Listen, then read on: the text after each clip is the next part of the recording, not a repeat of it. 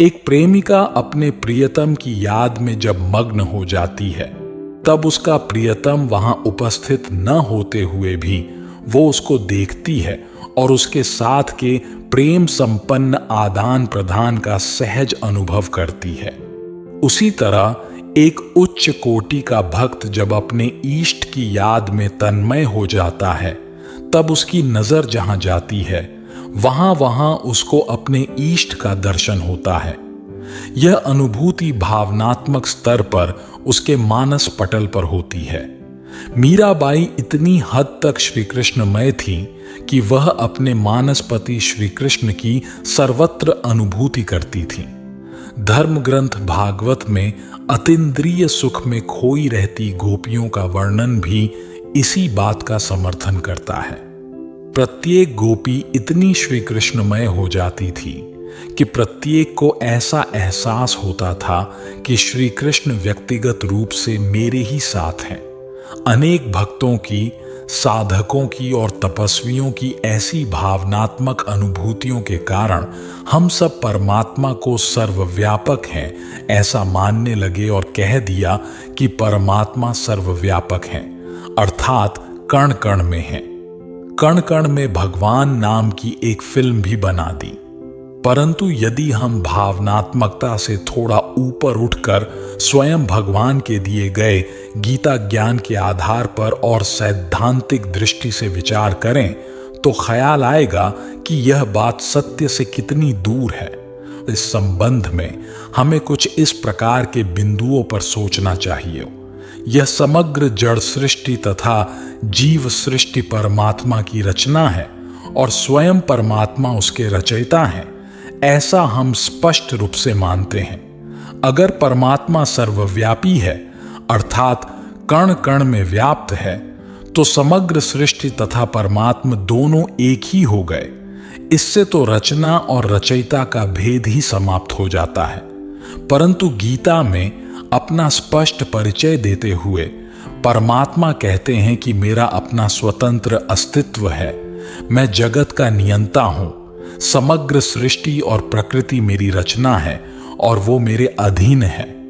मेरा अपना नाम, रूप, गुण, कर्तव्य तथा रहने का स्थान है। विश्व के सभी महान धर्म स्थापकों ने भी प्रकृति से अलग परमात्मा के स्वतंत्र अस्तित्व को स्वीकार किया है। श्रीमद् भगवद गीता में भगवान अपने निवास स्थान का वर्णन करते हुए कहते हैं कि मैं इस भौतिक दुनिया से ऊपर आए हुए परम धाम का निवासी हूं, जिसे सूर्य या चंद्र का प्रकाश भी प्रकाशित नहीं कर सकता है। धर्म की अति ग्लानि के समय मैं अपने परम धाम को छोड़कर इस भौतिक दुनिया में आता हूं और दुष्टों का विनाश कर सत धर्म की स्थापना करता हूं। इस संदर्भ में भी परमात्मा को सर्वव्यापी मानना कितना योग्य है। परमात्मा को हम हमारे परम पिता, परम शिक्षक और परम सद्गुरु मानते हैं, तो कोई पिता अपने पुत्र में या कोई शिक्षक अपने विद्यार्थी में या कोई गुरु अपने शिष्य में क्या व्याप्त हो सकता है। सर्वव्यापी की मान्यता से दोनों के बीच का यह भेद समाप्त हो जाता है। परमात्मा की सर्वव्यापकता का एक अर्थ ऐसा भी होता है कि मेरे में भी परमात्मा है, अर्थात मैं स्वयं परमात्मा हूं। यदि ऐसा ही होता तो मुझे दर दर भटक कर ऐसा कहने की जरूरत ही क्यों होती कि हे प्रभु दर्शन दो या हे प्रभु कृपा करो, और वो भी ऊपर आसमान की ओर हाथ करके। एक तरफ हम मंदिर में शिवलिंग की स्थापना कर उनकी परमपिता के रूप में पूजा करते हैं और दूसरी तरफ स्वयं को शिव भगवान समझकर शिवोहम की रट लगाते हैं। क्या यह विरोधाभासी नहीं है? परमात्मा को हम सर्वगुणों के सागर, सर्वशक्तियों के सागर, दया तथा करुणा के सागर कहते हैं।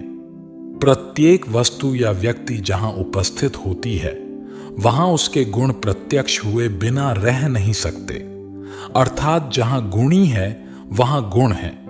उदाहरण के लिए गरम किया गया लोहा उसकी गर्मी के गुण को प्रत्यक्ष किए बिना रह नहीं सकता।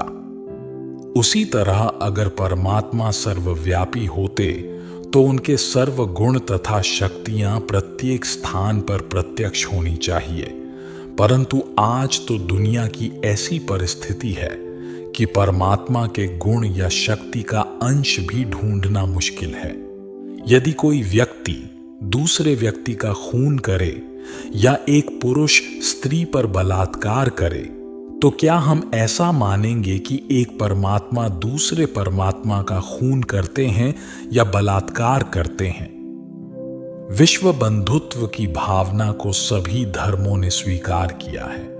हम स्पष्ट रूप से मानते हैं कि हम सभी मनुष्य आत्माएं एक ही पारलौकिक परमपिता परमात्मा की संतान हैं और आपस में वास्तविक रूप से भाई भाई हैं, अर्थात सर्व जीवात्माएं और परमात्मा अलग अलग हैं, परंतु उनके बीच पिता पुत्र का संबंध अवश्य है।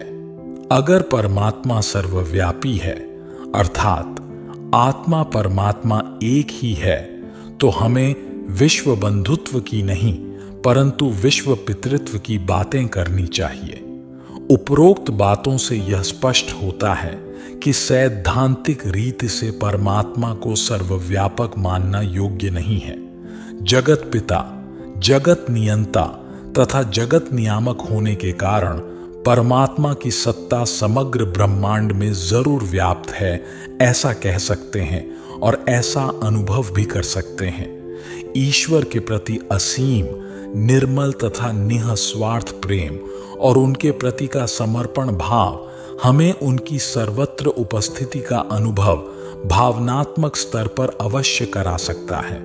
इसलिए ईश्वर की सर्वव्यापकता भावनात्मक रीति से योग्य हो सकती है, परंतु सैद्धांतिक रीति से नहीं। ओम शांति।